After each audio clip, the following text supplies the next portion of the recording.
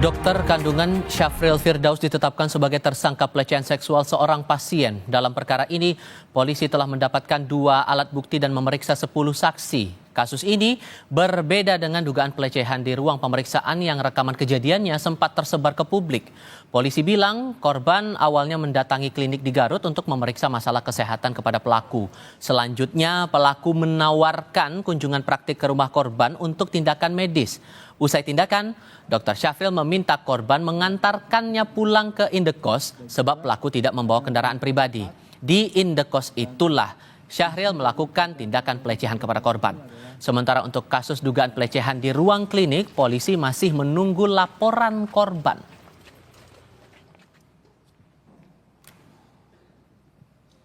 Dilakukan pemeriksaan, kemudian dilakukan juga menyuntik tadi yang disampaikan oleh Bapak Kabid Humas, dan pembayarannya itu dilakukan di tempat tinggal pelaku. Karena tadi pelaku datang menggunakan kendaraan ojek online, pelaku menyampaikan bahwa minta diantarkan pulang kepada korban. Pelaku menawarkan untuk pembayaran itu dilakukan di dalam rumah. Ketika terjadi di dalam rumah, pelaku mengunci pintu, kemudian mendekati korban. Polda Jawa Barat dan Polres Garut mengungkap modus pelecehan seksual yang dilakukan dokter kandungan di Garut. Polisi bilang dari salah satu korban, tersangka melakukan pelecehan seksual di indekosnya setelah menawarkan jasa penyuntikan vaksin di luar klinik.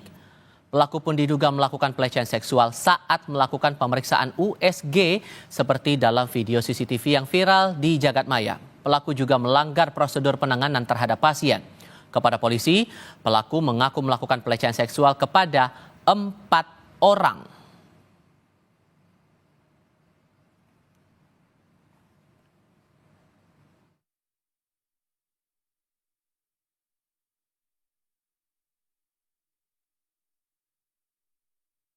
Spesialis kandungan Yusfa Rashid menyebut salah satu hal penting yang harus diperhatikan pasien dalam pemeriksaan USG ialah dokter harus didampingi suster atau bidan perempuan dan tidak boleh ada sentuhan fisik saat pemeriksaan. Menyentuh pasien itu dilakukan oleh suster perempuan, bukan oleh dokter langsung. Yes. Jadi sebenarnya dalam pemeriksaan USG hampir bisa dipastikan tidak ada sentuhan skin to skin antara dokter pemeriksa dengan pasien, karena dokter memegang probe, sebelah tangannya akan memegang atau berada di board USG.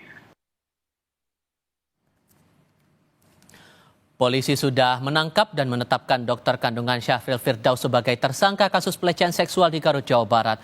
Polisi bilang baru ada 1 laporan korban pelecehan seksual, namun menunggu korban lain untuk melapor karena hasil pemeriksaan tersangka korban pelecehan seksual sebanyak 4 orang. Kami diskusikan ini bersama anggota Komnas Perempuan Yuni Asrianti dan Ketua Ikatan Dokter Indonesia Wilayah Jawa Barat Dr. Muhammad Lutfi. Selamat sore semuanya dengan Tifal, apa kabar?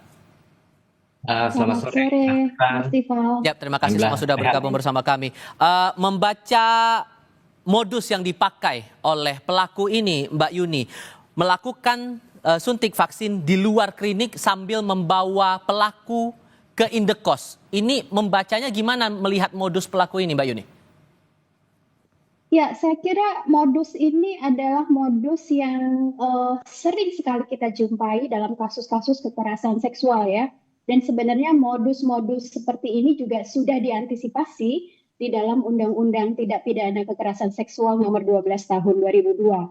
Di dalam undang-undang tersebut, khususnya di pasal 15, itu disebut ada istilah yang namanya penyalahgunaan kekuasaan. Nah, dalam hal ini, dalam kasus ini, sudah sangat jelas ada penyalahgunaan kekuasaan di sana, penyalahgunaan keilmuan yang dimiliki, penyalahgunaan skill yang dimiliki sebagai dokter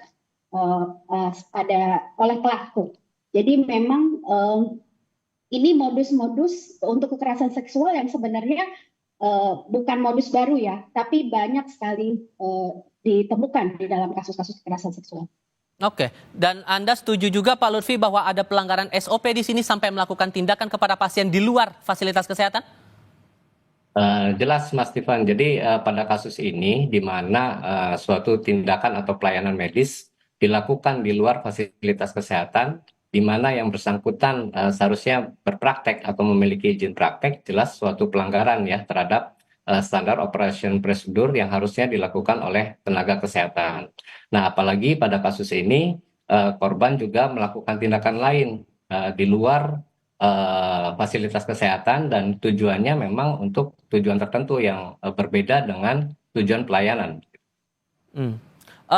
Dan juga menjadi perhatian kan tentu ini kan kasus satu kasus. Disebutkan masih ada kasus lain dari korban yang lain tapi sejauh ini belum melapor. Nah, kalau kita merujuk dari video yang beredar itu Pak Lutfi, video yang beredar saat tindakan di fasilitas kesehatan itu, pertanyaannya sekarang bagaimana caranya membatasi tindakan atau hubungan antara pasien dengan tenaga kesehatan kalau dirasa ada hal-hal yang mencurigakan. Gimana cara membaca itu bagi pasien? Ya, pertama tentunya dalam pelaksanaan pelayanan terlebih dahulu ya, itu standar operation prosedurnya adalah seorang dokter itu harus memperkenalkan diri dulu ya kepada pasien. Kemudian yang kedua adalah menjelaskan prosedur apa yang akan dilakukan, tujuannya apa gitu ya. Kemudian yang ketiga adalah didampingi oleh tenaga perawat atau bidan gitu ya. Itu yang paling penting.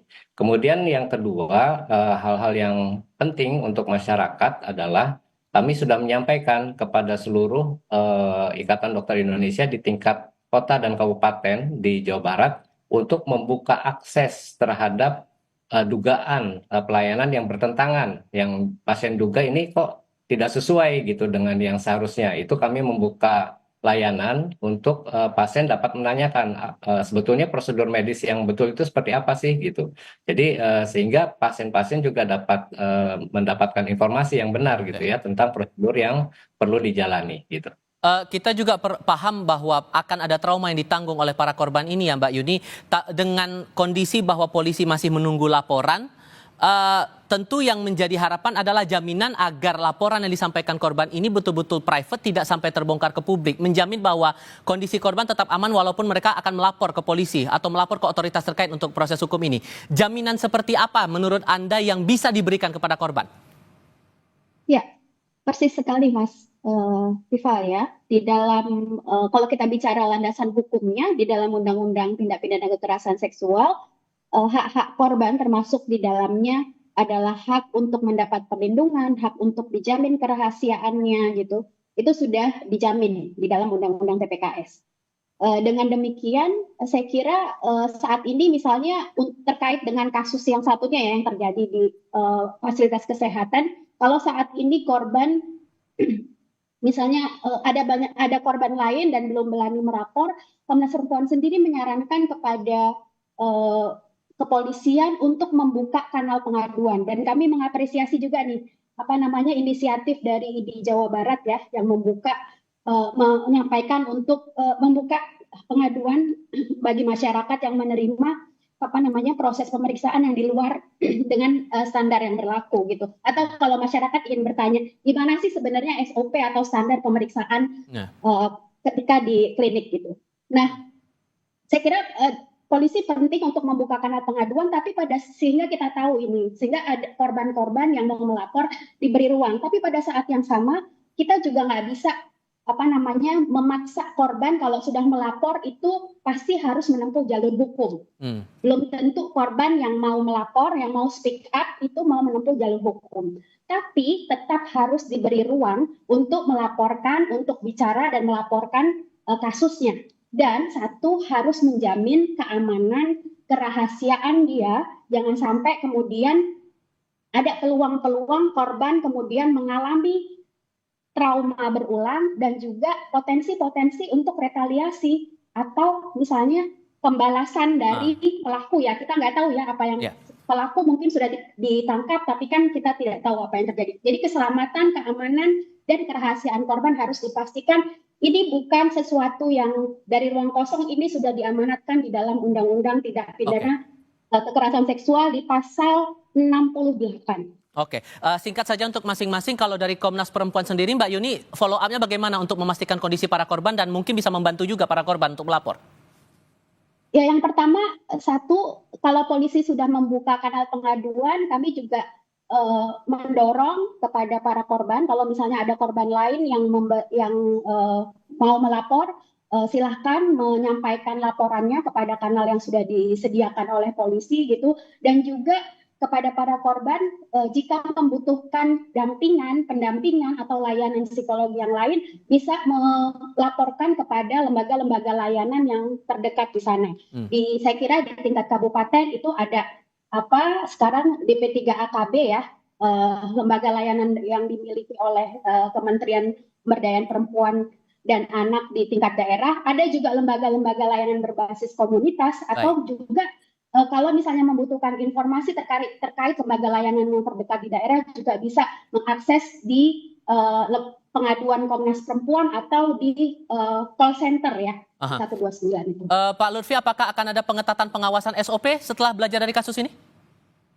Ya, jelas kami saat ini dengan kewenangan yang ada pada Ikatan Dokter Indonesia berkoordinasi ya dengan multisektor ya. Yang pertama dengan Ketua IDI Cabang se-Jawa Barat. Tentunya ini terkait dengan pembinaan disiplin dan etika profesi kedokteran. Ini akan dilakukan secara rutin walaupun sebelumnya kami sudah mewajibkan semua kegiatan ilmiah itu harus ada materi etika. Baru saja kami juga mengadakan pertemuan dengan instansi rumah sakit pendidikan dan fakultas kedokteran untuk memastikan bahwa dalam rekrutmen peserta program pendidikan dokter spesialis juga harus dipastikan ada tes kejiwaan, dan tidak hanya pada saat penerimaan, tapi juga pada saat peserta tersebut melaksanakan pendidikan.